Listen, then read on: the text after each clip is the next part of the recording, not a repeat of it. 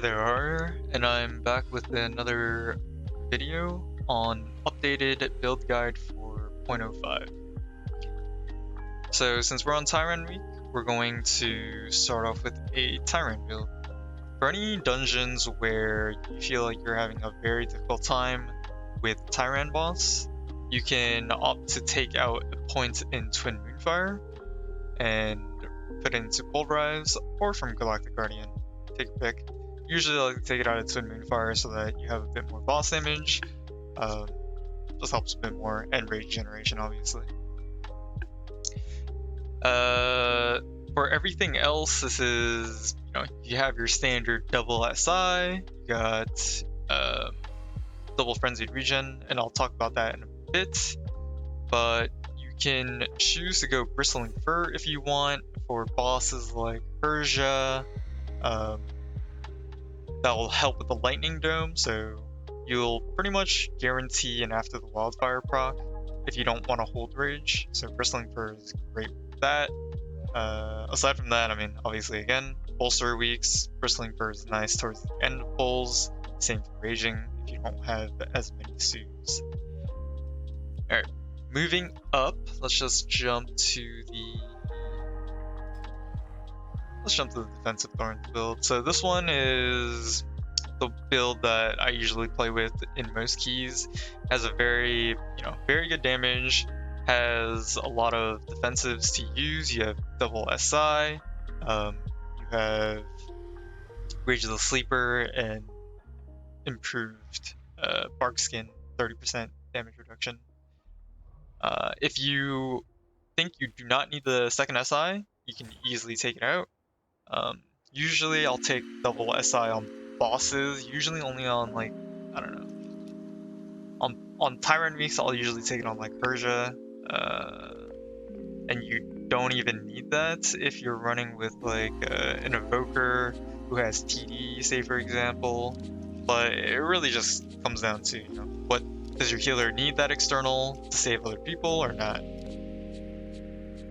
For me, I like to have my Disc Priest save PS charges, so I'll opt to take a little less damage and have the second SI charge when I need it. For the most part though, on Fort Weeks, you don't really need the second SI charge for most things. The only exceptions might be Ruby Life Pool on... you'll still need it for, like, the first boss, it'll still hurt a lot. And the Frostbolt in the first area, but even then, I mean, it's whatever. So generally speaking, you really do not need the second SI. I like to take it a lot just to be safe. I drop some damage for it, but it is what it is. Alright, so let's hop into the Thorns of Iron build. So this one is choosing to go for Urstox Endurance. This is a lot of damage. It is a lot of damage on your Thorns of Iron. I think it was about 8 to 10k increase in damage, depending on the dungeon, obviously. But I think I was testing this on an Algathar. Algathar is a bit of a weird one, obviously. It depends on whether you're playing with target classes or not.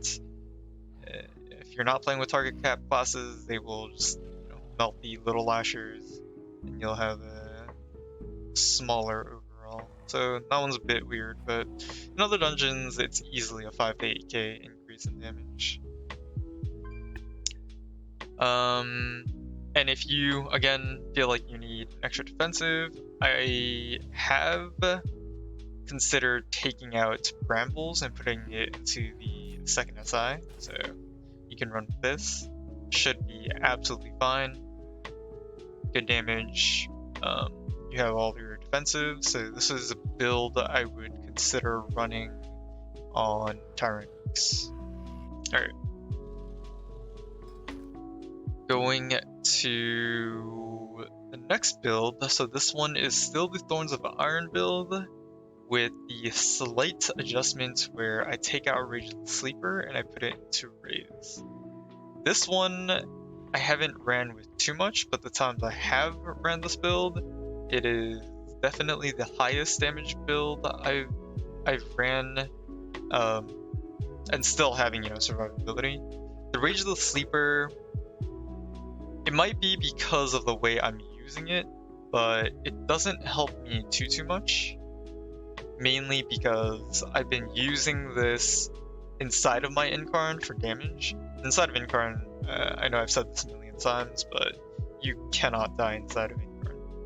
It's just, it's very hard. If you're paying attention to tank busters, paying attention to other things, as long as you press Frenzied Regen at the same time, or, yeah, like, on the moment the ability hits, or slightly before the ability hits, it is extremely hard to die. The only way you die inside of Incarn is if you actually get to one shot. And that will only happen in Jade Temple and Azure Vault on 4 weeks. If you pull the Lieutenant in Azure Vault, which is the mini boss, with other things, or in Jade Temple if you pull tank busters and they sync up. That is the only way you die.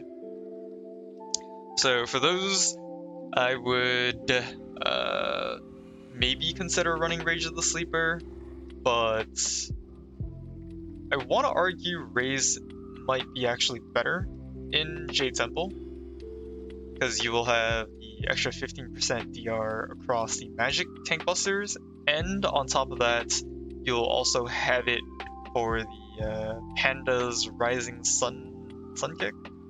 I forgot what it was called, but that thing also destroys. So it's like, it's a bit of a trade-off.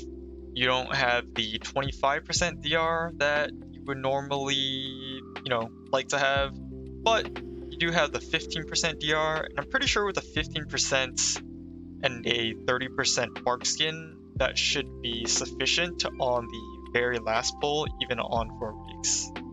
So it is something that I need to try a bit more. However, on Tyran weeks, probably won't be running Raze. So there's that.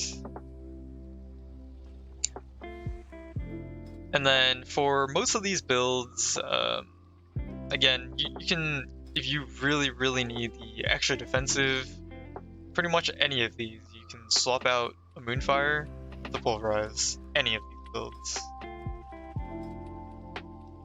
Alright, that's pretty much about it. A nice little short recap video of builds that I'm personally running. I'm not going to go over the no Incarn builds, the Ursox Fury builds, because those are not builds I run. They take out too much damage from the Moonfire side of the tree. So, good luck in your next keys, and keep the bear going.